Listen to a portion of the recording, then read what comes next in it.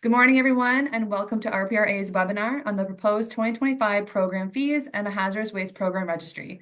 My name is Julia Strife, and I'm a communications advisor here at RPRA, and I'll be your moderator for today's session. In this webinar, we'll cover RPRA's role, explain how we set our fees, and walk you through the proposal for the Hazardous Waste Program. To ask a question, simply click on the Q&A tab, type your question, and hit send. Throughout the presentation, we'll stop at certain slides to address your questions. We'll try to answer questions that relate to the section we're covering at that time. If your question isn't answered right away, it might be because we plan to address it later in the presentation. If we don't get to your question, or if your question is about your own situation, please feel free to email us at consultations@rpra.ca. This webinar is now being recorded, and both the recording and the presentation will be posted on our website later today. Now I'll pass it over to Cam to begin today's presentation. Thank you. Thanks, Julia. My name is Cameron Parrack. I'm the Director of Programs and Stakeholder Relations here at RPRA. I'm going to be sharing presentation duties with my colleague, Stacey Bowman, Manager of Data Analytics Policy and Research. And we're also joined by Zoe Barlas, Policy Analyst, who's going to be helping out with triaging questions and responding in the chat. So lots of RPRA support here today. So as Julia noted, this is our proposal for 2025 fees for the Hazardous Waste Program Registry. I'm going to note off the top that we're hosting a number of webinars as part of this consultation. Some of you may be registered in other RPRA programs, whether it's another digital reporting service program like the Excess Soil program or one of our producer responsibility programs. So those fee consultations will be in focus in other webinars later in the consultation period. So I encourage you, if you're also registered in those programs, to attend those as well. So let's get into the proposal. We're going to do a bit of setup off the top about who is RPRA. We know that we're a new entity for some registrants. So we're just going to set some baseline information, and then we'll get into how we set our fees and talk about our fee model for the HWP program. So about RPRA, the Resource Productivity and Recovery Authority is a regulator mandated by the Ontario government to support the transition to a circular economy by winding up and transitioning our legacy waste diversion programs operating under the WDTA to the Producer Responsibility Framework under the Resource Recovery and Circular Economy Act, the RRCEA. And we've also received direction to expand our mandate to provide from the Government of Ontario to expand our mandate to provide digital registration and reporting services for the province's excess soil and hazardous waste programs under the EPA. So as an administrative authority of the Government of Ontario, RPRA does not receive any government funding and rather funds its operations through fees charged to regulated parties to recover costs to deliver programs under our mandate. Now, as I noted at the start of my spiel, that the scope of this presentation today is around our proposal for 2025 fees for the users of the Hazardous Waste Program Registry. Now, we're consulting on fees for the upcoming year in which they will apply, anticipating that they'll take effect at the start of 2025. Our fees are based on our 2025 budget, which has been finalized within our 2025 business plan. This presentation provides some key financial information that's pulled out of the business plan to provide our stakeholders and registrants with financial and contextual information to inform your feedback. Our business plan has been submitted to the minister, and we anticipate that we'll be posting it later today for those that are interested in reviewing the final business plan and budget. But like I mentioned, a lot of that information is going to be in these slides today. So our mandate as it relates to the HWP program, we were directed by the Minister of Environment, Conservation and Parks in 2021 to create a registry for reporting of all information under Ontario's waste management program, including registering facilities and waste streams, on-site waste activities, and manifesting. And this has enabled the shift to go paperless, so no more paper manifest. Everything, all waste movement activity is reported through our registry and our mobile app. We're also mandated to set and collect fees to recover our costs related to this program and to support registrants who report into the Hazardous Waste Program Registry. So that frontline service delivery that's available through phone and email. RPRA's registry replaced the legacy HWIN system and includes an online reporting portal and electronic manifesting system, including a mobile app, as I mentioned. Now, the ministry continues to oversee the HWP program and is responsible for compliance and enforcement activities. Now, if you ever have questions related to your regulatory requirements, you're encouraged to contact the ministry at hazardous waste programs at ontario.ca. And the RPRA website has more information about the HWP registry, including FAQs, training materials, and other information. So if you ever need support related to this program, your first stop is at our program page on RPRA's website.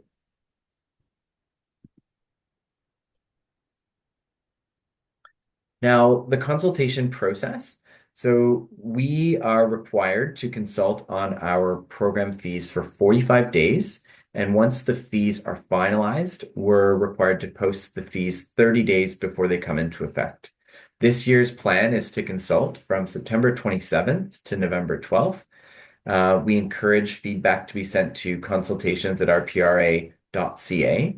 If you'd like to dig into more detail or review any of the consultation proposal, or any of the recordings of previous webinars that have been held, including the presentation slides delivered during those webinars, they'll all be posted to a dedicated consultation webpage on RPRA's website. And the final 2025 program fees, including a consultation report summarizing all the feedback we received during the consultation and how we considered it in our final decision making, will be posted to RPRA's website on or before December 1st. And if you are participating in this consultation, attending this webinar or any of our webinars, you'll receive a notification of the availability of the final fees and the consultation report through email.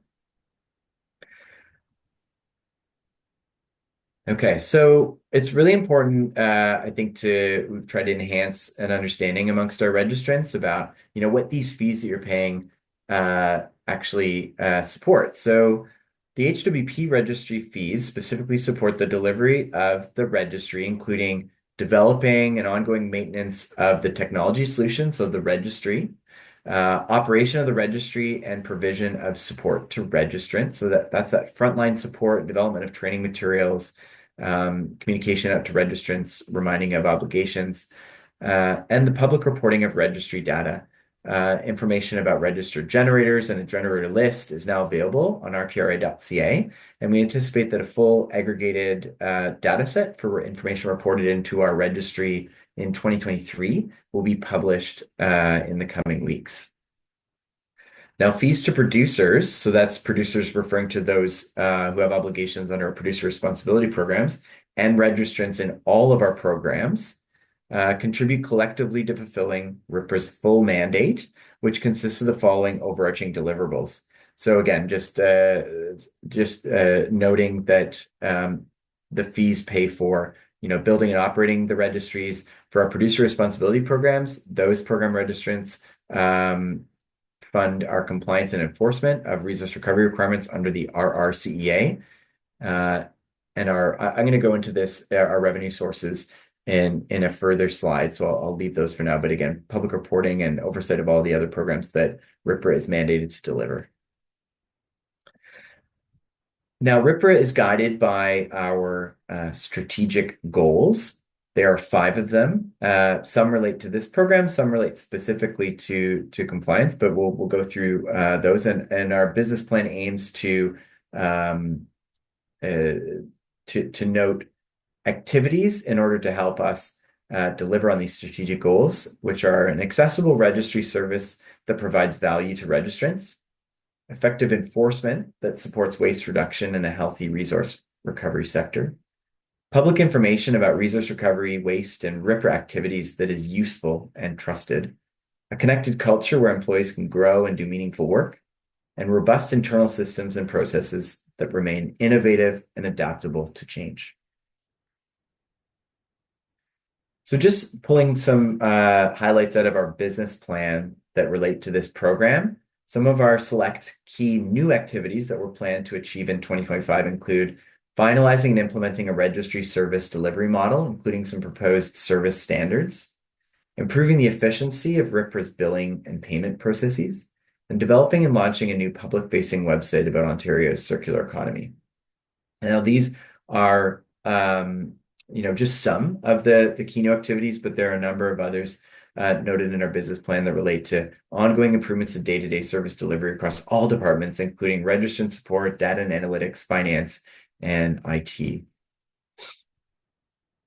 Now, just a quick highlight about how we set fees. So our fees are set according to our general fee setting policy, which provides guidance for setting fees and including the requirement to summarize all of our feedback and produce a consultation report. And there are four main steps to determine our program fees. So the first driver is our annual budget. So as a cost recovery organization, we set our budget, and then we have to figure out how we're going to recover those costs.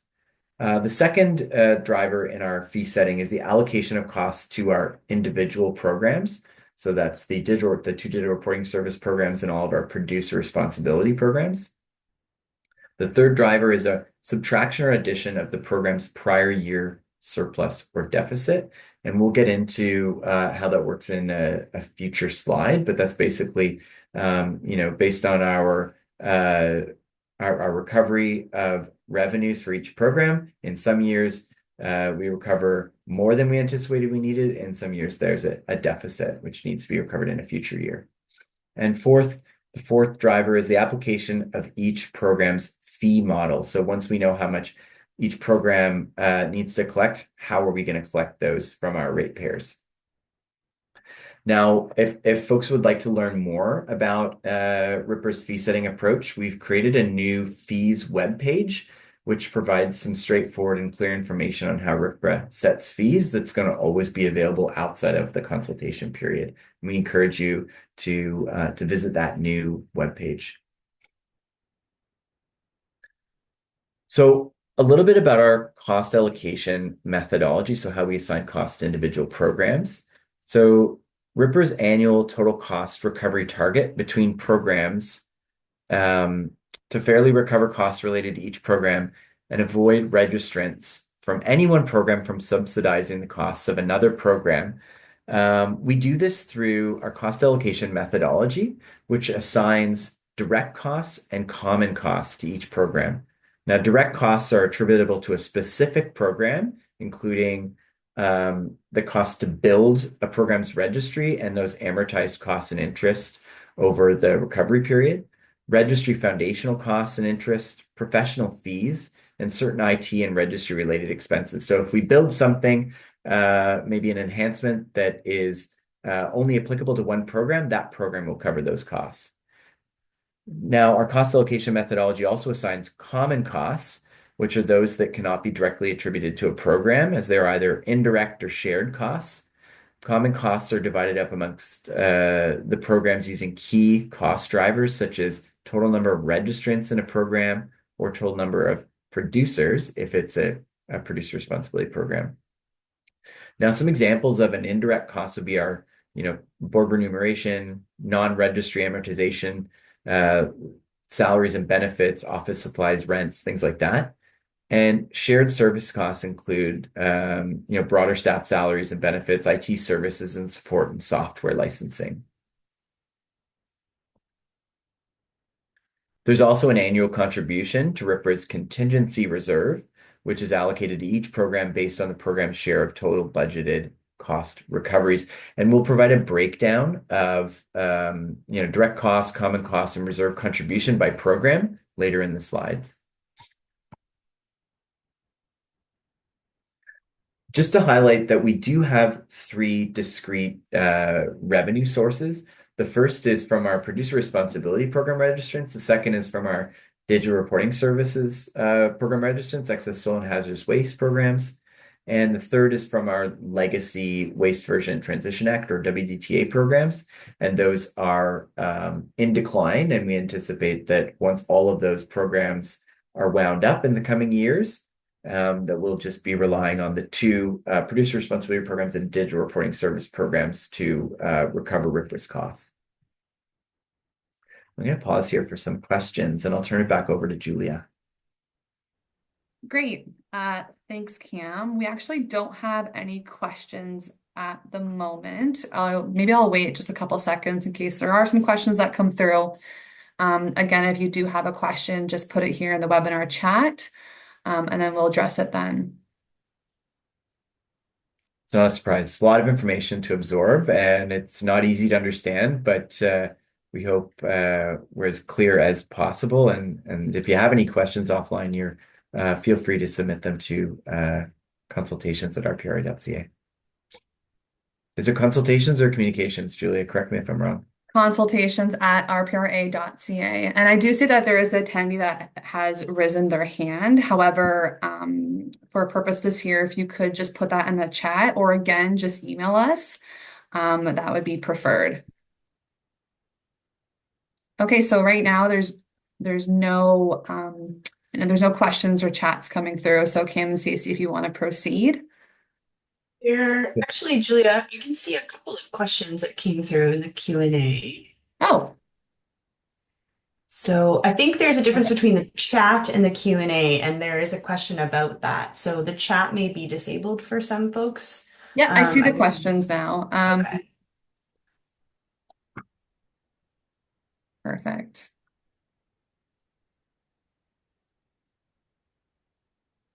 So the first question here, I can jump in.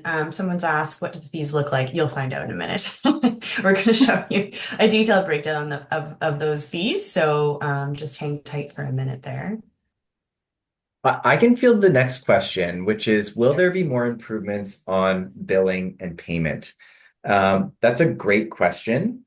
We're currently undertaking a discovery supported by a vendor that specializes in payment processes. You likely will have received a survey this morning. We sent out a survey to gather some feedback from registrants on, where the challenges lie with current billing and payment processes and where there may be some opportunities for improvement, all in the spirit of reducing registrant burden, making it easier to pay your RPRA invoices, and provide more options for ways to pay. So we hope that those who receive that invitation to participate in a survey will provide some feedback. And yeah, definitely we're working on it. I'll say that for now. Great. The next question I can see here is, will annual fees be due when annual renewals are completed? So for the HWP program, fees are actually fees are billed on an invoice basis, and those invoices are sent out monthly. So many of you probably recall under the HWIN program where you're submitting paper manifests that there was annual payments, but it's a different structure here. The payment structure is that you receive invoices monthly. Anything to add there, Julia? I think I would just add that the annual renewal might be referencing the annual registration fee, which there is no longer an annual registration fee. That was part of the old HWIN program. So there's no requirement to come in and register on an annual basis with RPRA. If you're registered, that's all you need to do, and then you can continue to move waste and pay associated tonnage and manifest fees. Great. Okay, perfect. So let's just move on from this. So again, if we don't address your question, we will later or via email consultations@rpra.ca. So we can keep going with this. Thanks.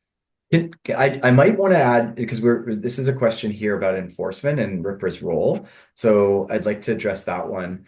The question is, by enforcement, does that mean RPRA staff auditing and enforcing, or the Government of Ontario, Ministry of Environment, or a mix of both? So RPRA's mandate as it relates to this program is to build the registry to facilitate regulated parties to fulfill their their regulatory requirements. RPRA does provide support. So if folks, have trouble registering their waste streams, registering with RPRA or anything related to manifesting, that's part of our mandate. We've also built a back-end portal for the ministry to conduct their compliance enforcement activities. So that mandate or role remains with the ministry, and RPRA has no role in compliance and enforcement of the regulatory requirements. So hopefully that clarifies that question. Now there's another question. Is there a webinar to teach how to register on RPRA? Great question. We recognize this is a new way of doing things for a lot of our registrants. So we do have recorded walkthroughs specifically on how to create register your business with RPRA and how to do some of the other functionality like adding waste streams, registering facilities, and completing the manifesting process. I'd encourage you to visit our HWP page, and maybe one of our RPRA staff can put that in the chat. There's in the resources bar of the main program page, there's a training link out to review all of our training materials that are available, and I encourage you to have a look at those. And if you get stuck, if you don't find the answers to the questions, you can reach out anytime to our registry support, which is registry@rpra.ca.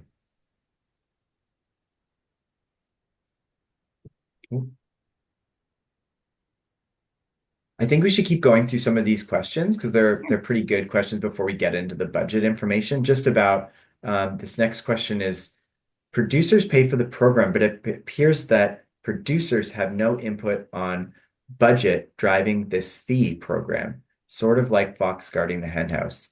Okay, so we do consult with the ministry, and we consult with a number of stakeholders through RPRA's advisory councils as we go through our annual business planning and budget setting process.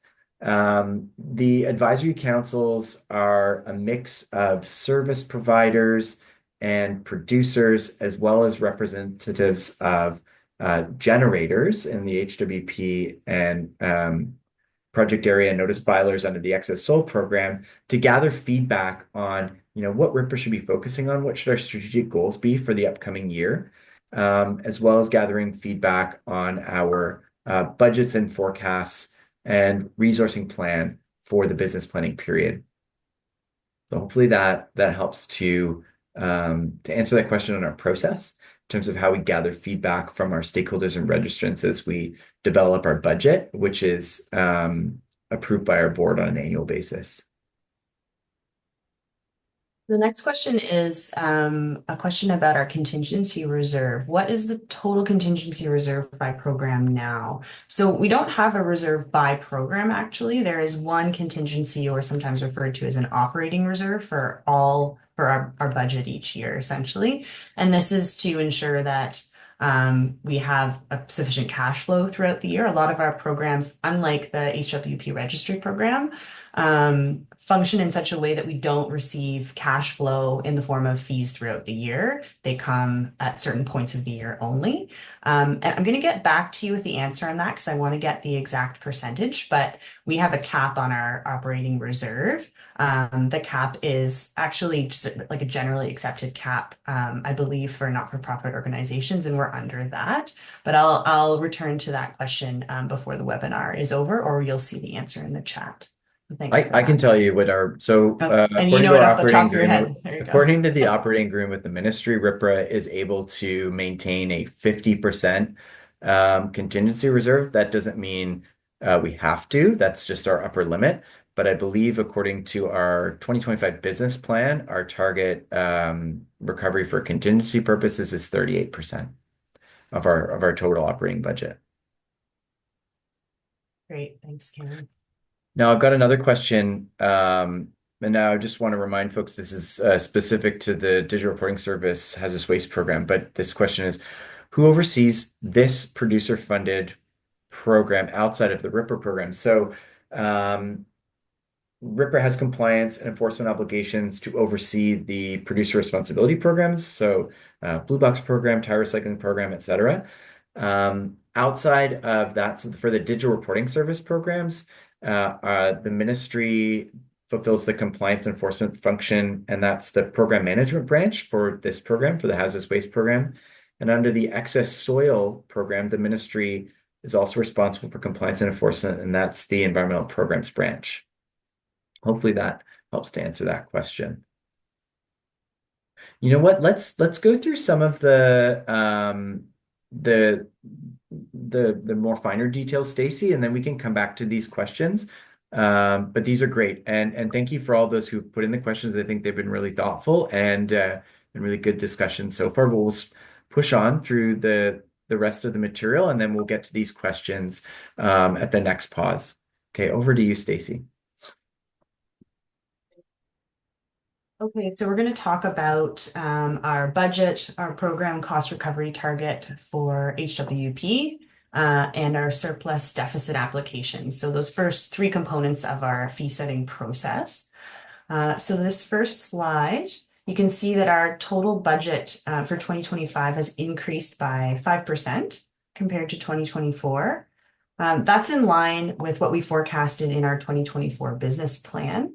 So this table shows you the 2024 budgeted revenue requirement, just broken down here into a subtotal for all registry programs, which include the excess soil and hazardous waste programs, as well as our producer responsibility programs under the RRCEA.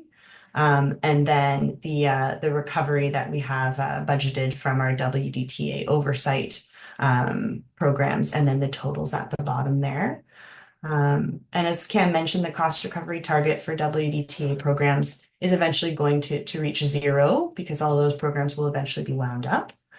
The increase in our cost recovery targets for the producer responsibility programs and excess soil and hazardous waste registry, it reflects our increasing costs to resource the service and administration of those registry portals. Our increased resources to support compliance and enforcement on the producer responsibility side, and the required technology investments for all our registry programs, including HWP. There's a note there specifically about our Blue Box program, but not as relevant for this audience. So this is a detailed slide that gives you a breakdown of our 2025 budget. You can see our total revenue requirement is noted in the bottom line here in the blue, and then all of the other lines are showing high-level expenses. So we've got the largest increases to individual lines, just to highlight for you if you might want to be particularly interested by them, are salaries and benefits and our investment in registry and our IT. And that's partly because of a new build for Blue Box facilities, but it's also just to continuously improve our technology to ensure the security and usability of all our registry portals, including our HWP registry. Again, our business plan should be posted before the end of the day, so there's lots more detail in that document, and it can explain where a lot of our money is going to be budgeted and used in 2025. So this slide gives you a breakdown by percentages. So it's the same breakdown you saw on the previous slide, but just gives you the overall percentage taken up by those various expenses.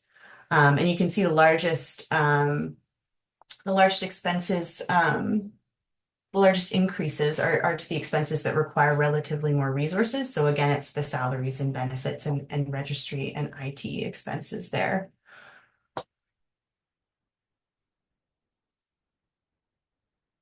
So this slide is giving you a pie chart showing you the split in program cost allocations.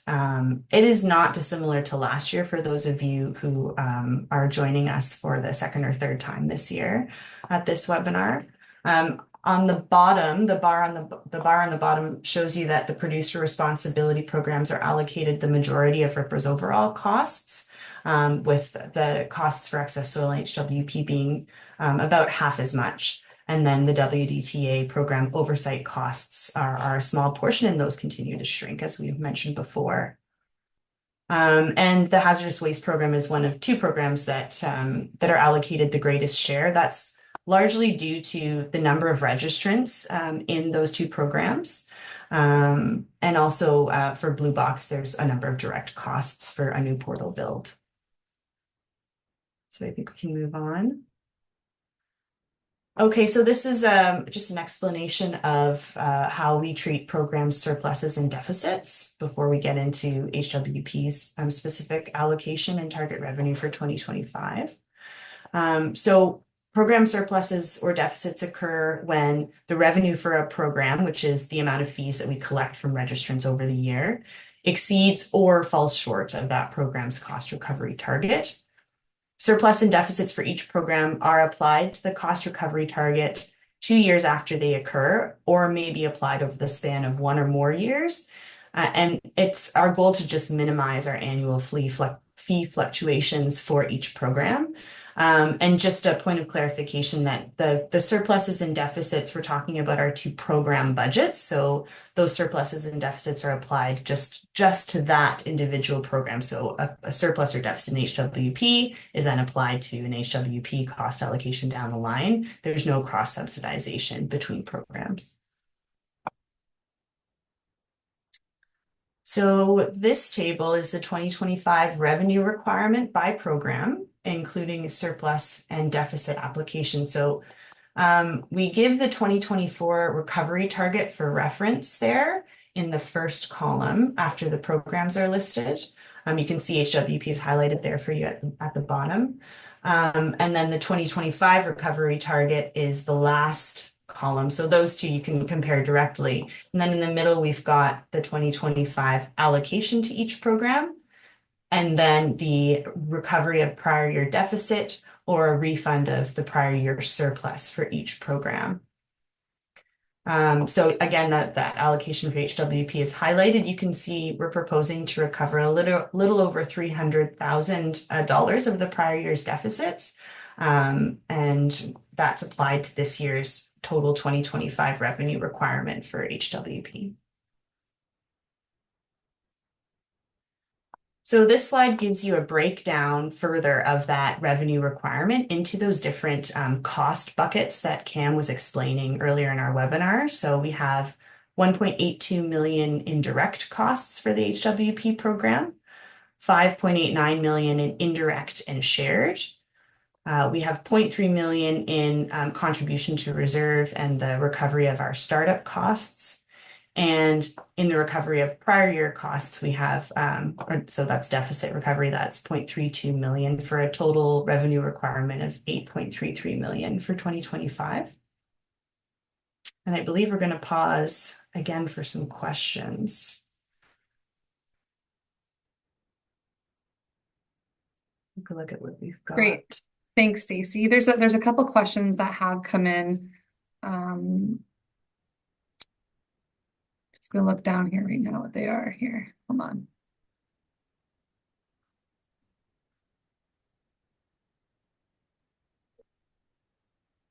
Maybe I can answer this first question, which is related to billing and payment processes, which is where we left off. So the question is, they've got a number of sites registered under a single business number, so a RPRA registrant account, and they'd like to have their invoices, instead of appearing on all sites on a single invoice each month, the ability to split out and have multiple invoices issued, likely to each site, to help with their assignment of costs within their business. So that functionality is not currently available, but it's really good feedback, and it's especially good right now to hear this feedback as we consider enhancements to our billing and payment processes. So encourage you to provide feedback to us either through this consultation, and I'll pick that up, or through the survey, which we've just launched this morning. So great feedback, and yeah, our goal is to help businesses reduce administrative burden and help adjust to your needs. So yeah, please continue to provide feedback such as this. Few questions in the chat that are about how fees can be paid, where invoices are sent. Many of these questions we can potentially answer through the chat window, and you can also contact Registry at ripra.ca. Some of these more detailed questions about the invoicing process, you'll have to send an email or give us a call and speak to one of our staff members, especially when it involves your specific case, and hopefully we can get a resolution quickly for you. And there's another question about waste classification. So if you were told that we can't authorize assistance with that particular issue, you're going to want to contact the ministry. So I believe we had the ministry email up there earlier. I'm just going to scroll back in my own slides, but we can put that, maybe Julia or Zoe, if you can put that email right in the chat for our attendees, not the chat, the Q&A, confusing everybody with the terminology. So I'm going to answer this question here, or address this question related to registry services. So the question is, how is registry services that provide value determined independently or in concert with those paying fees? So when we refer to, registry services that provide value, so that is everything from a registry itself, a registry portal that is user-friendly and that's efficient, to those frontline services, so those responding to emails or on the phone, and the timeliness of those responses and the effectiveness of helping you fulfill your regulatory requirements through their support. We are developing in 2025, as we indicated, enhancements to our service delivery model, including the development of a service standard. So more to come on that, but that's definitely something we strive to, make sure that we can offer the best level of support to our registrants as possible. This next question is related to billing and payment. I'm happy to address it because I think it's the right venue to speak to this. The registrant says, we get invoices sent to our AP person and can we get invoices sent to our AP person and not have to hunt monthly for it on the portal? So this is actually exactly the type of feedback we're looking for, and you can provide it through this survey I mentioned. We're looking for suggestions on who should be receiving invoices. Should we be inviting new fields when you set up your registry account to include an accounting contact, so that person is receiving a RPRA invoice directly, and perhaps receiving our notifications to pay outstanding invoices directly. So that's great feedback, and it's in line with some of the considerations we're making in terms of enhancements to our billing and payment process. So great question. Thank you. I see a question that we can quickly chat about here. The questioner asks, will this be increased by 5% every year? I assume this is the RPRA budget, which did increase 5% year over year. So assuming I'm interpreting your question correctly, we do have some forecasted budgetary changes in our business plan. But we do go through a business planning and budgeting process annually, beginning in the spring before the year the business plan will be written for. And we don't have, a set increase or decrease each year. It's dependent on the services that we need to resource in order to fulfill our mandate year in and year out. But you can read a bit more about the forecasted increases to the 2026 and 2027 budgets in our 2025 business plan, which is going to be posted to our website by the end of today. We had a question here that says, what is the deadline to register? So this program launched January 1st, 2023. And at that point in time, we actually opened the registry a few months prior to the effective date, and when businesses who are moving subject waste were required to register and report their waste movement activity through RPRA. So If you are moving waste today, you need to be registered. Is the easy answer. You need to come in, create a registry account, and register your facilities that are generating waste if you're a generator, and register all of the wastes associated or being generated at that facility. Another question related to invoicing, I'll just quickly answer it. Is it possible that whenever there is an invoice to pay, we get an email as invoice pay is pending? So this is, again, something we're gathering feedback on, is how frequent should those who have yet to pay a RIP invoice, how frequent should the reminder emails be? So again, we're looking to gather your feedback on what is preferred from our ratepayers. So again, please provide that feedback in the survey we've sent out this morning.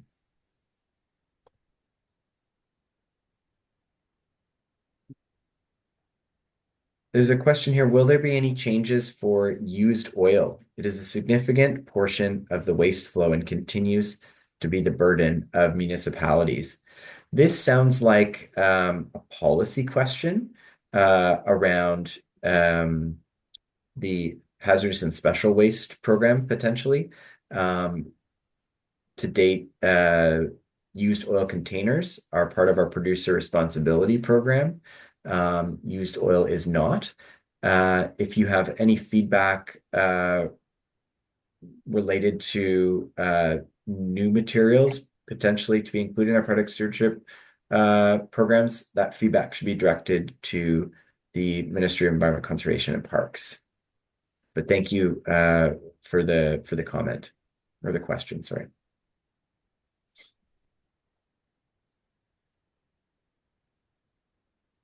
Maybe we should. Stacey, it would be helpful to go through the fee model just to get Yeah. that for folks. And then we can continue to answer questions as time permits. So maybe back to you, Stacey. Sounds good. Yeah. Yep, so we're going to show you our proposed 2025 HWP fees now, the moment you've all been waiting for. So we are not proposing to change our fees for 2025 compared to 2024. The fee structure as well is unchanged. So the fee structure consists of a variable tonnage fee that applies to waste. It excludes waste that's exempted from tonnage fees per the subject waste regulation. And then the other component of the fee structure is a flat per manifest fee, which is proposed to stay at $6. And that, again, that fee excludes waste exempted from manifest fees as per the subject waste regulation. So the program allocation to the hazardous waste program this year is increasing by 3%, but a reduction in our deficit recovery proposed for this program from prior years is the reason that there is no change to fee rates proposed for 2025. And we can see a further breakdown in that proposed year-over-year fee change on the next slide. So here you can see we don't anticipate a change in the number of manifests or in the amount of volume that's registered through the HWP registry in 2025. And if there were changes that would incur if there were changes to those, that might have an effect on the fee rate, but we don't anticipate any changes. So the only other thing that could have changed the manifest or per ton fee for 2025 would be the change in program allocation. However, that small increase, and actually there's an error on this slide, unfortunately. So if everybody could just make a note, there's no decrease, it's an increase to the 2025 program allocation of 2.9%. And then there's a change in deficit recovery that should be a minus. So there's a 2.9% minus next to the change in deficit recovery. And we'll make sure this is changed for when we post it to the website. And it's an increase to the 2025 program allocation. They offset each other. As I said before, that's why we are not proposing any change to either the manifest fee or the tonnage rate in our variable fee for 2025. So maybe, the next is the feedback. I don't know if we want to open the floor to questions and just keep that slide up, or maybe the HWP fee slide that sort of shows you the breakdown in the variable and tonnage rate. because that's the end of our informational slides on the fee rate itself. And we have some time.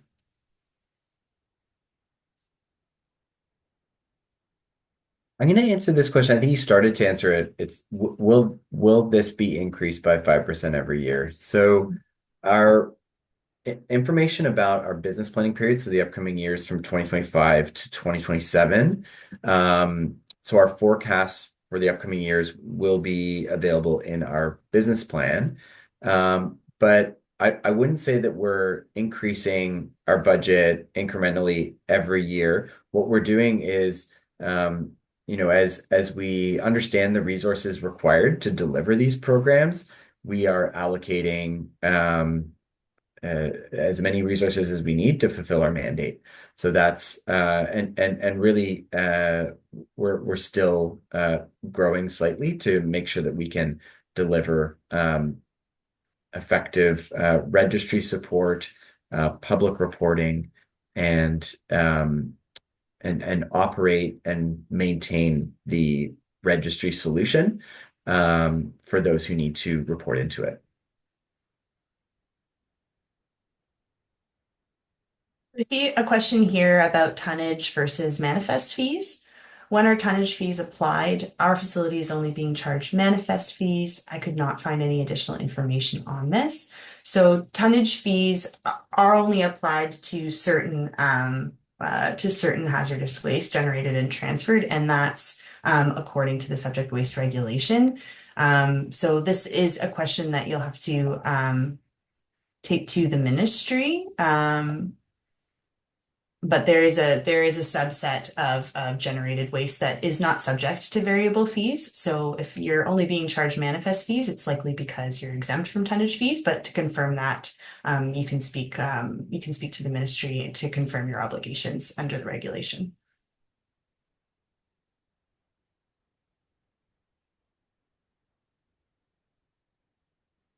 Here's another question that's kind of building on the last one that I answered, which is why does registry and IT continue to increase and be the largest cost in the budget after so many years?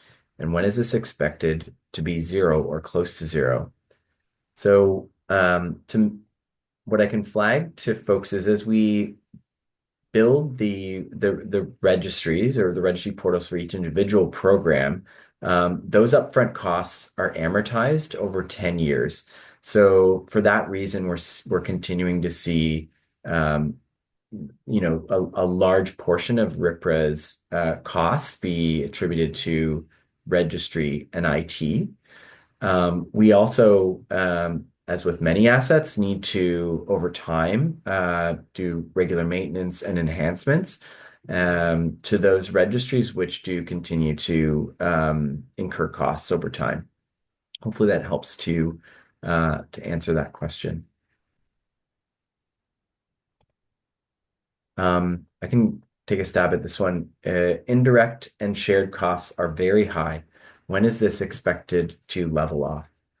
So a great deal of our shared costs include salary and benefits, and RPRA operates on a shared services model. So a great deal of our registry support staff, they support all of our programs. So, sending an email to registry@ripra.ca to receive support for your registry account. That person may be supporting the HWP program. They may also be supporting a producer responsibility program. So we in an effort to be efficient and we do offer a shared service model. So we're also an organization that we think it's an efficient way to operate, having shared costs to support things like our rents or other our board remuneration. So that's I don't think we're expecting a level off of those costs. So hopefully that helps to answer that question. I see a question actually that was back a little while ago that we didn't get to. By enforcement, do you mean that RPRA staff are auditing and enforcing, or is the Government of Ontario, the Ministry of the Environment enforcing, or is it a mix of both? So in the case of this program, the Hazardous Waste Program Registry, RPRA does not have the responsibility to enforce compliance or support compliance with the regulation that requires you to submit information to a registry. We are charged by the Ministry of the Environment to build and operate the registry and facilitate the use of the HWP registry, but all compliance and enforcement duties rest with the Government of Ontario Ministry of the Environment, Conservation and Parks. And that's why you're hearing us sort of direct some of these questions to that ministry that have to do with complying with the regulation. I'm going to answer this question that's been submitted. It says, do you have a list of vendors who can pick hazardous waste and recyclable waste and chemical waste? So I think this is just mutually beneficial to all the folks on the webinar. RPRA does post all of the registered generators, registered carriers, and registered receivers to our website. So you can have a look there at all the list of registrants.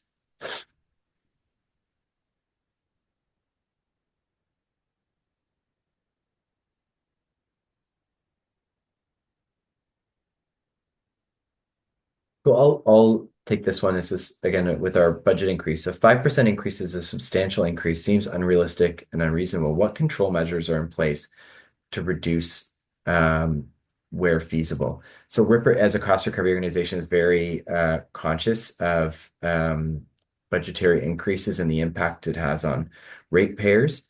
In terms of control measures, as I mentioned up front, we do consult our advisory councils on our budget and resourcing plan, as well as consulting with the Ministry of Environment, Conservation and Parks on our annual budget, including budget increases and rationale for budget increases. And then our budget is ultimately approved by our board of directors in the fall.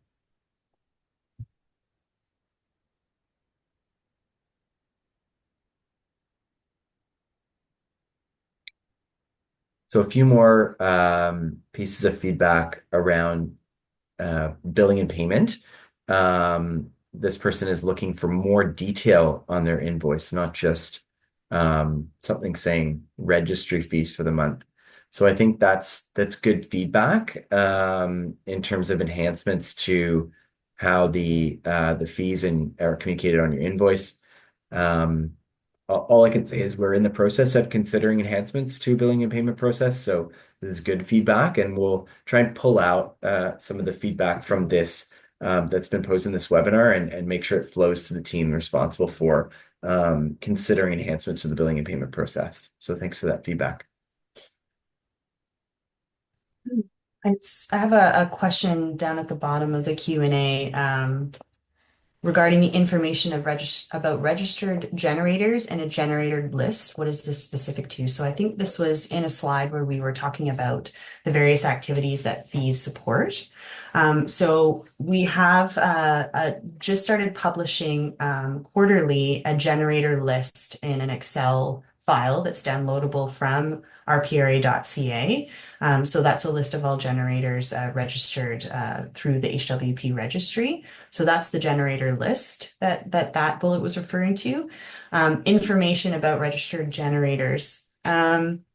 I think what I can say is we're preparing to release more information on an aggregated basis that is submitted to our registry year over year, again in Excel format. So we're preparing to release an Excel file that will show the aggregated information submitted to us in 2023. So that's part of our public reporting mandate. That's a part of our overall mandate that all these fees support. So hopefully that answers your question there.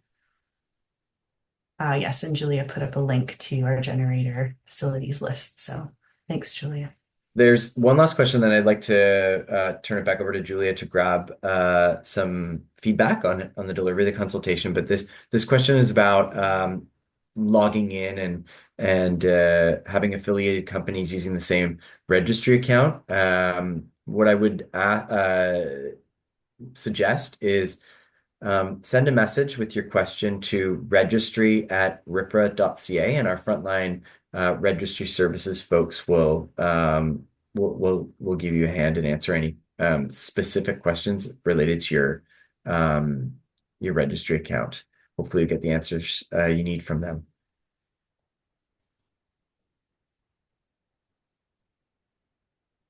Again, Okay. yeah. Go ahead, Stacey.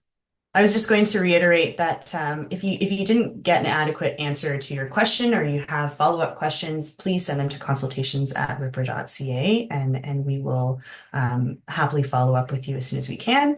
I'm going to turn it over to Julia now. Perfect. Yes, thank you. So we're just going to take a quick pause before we completely wrap up. So I'm just going to launch a poll. It'll only take a minute or two. We include this in all of our sessions to gather feedback and improve our future webinars. So if you could just take a moment or two to complete the poll, that'd be greatly appreciated. So I'm just going to launch it now.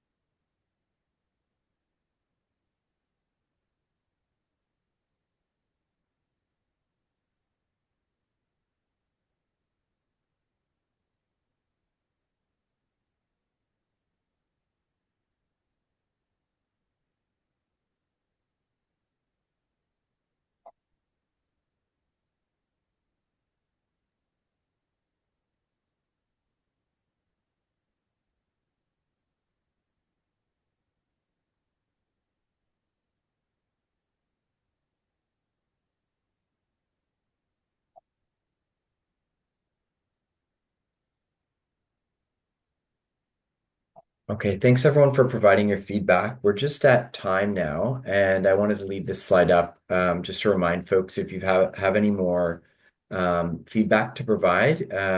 We welcome all feedback until November 12th. You can email your feedback to consultations@rpra.ca. All feedback we receive will be considered in our decision making in setting the final 2025 fee rates for each program.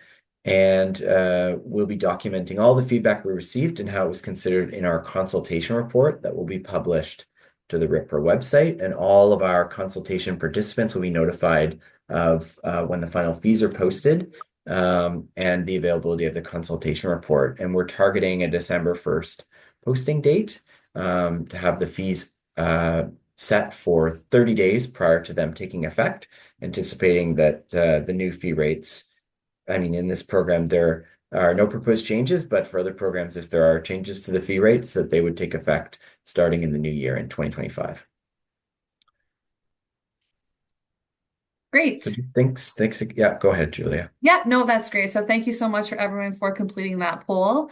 It's greatly appreciated. So that is our webinar today. So I hope you enjoyed, and thank you so much. Have a great day.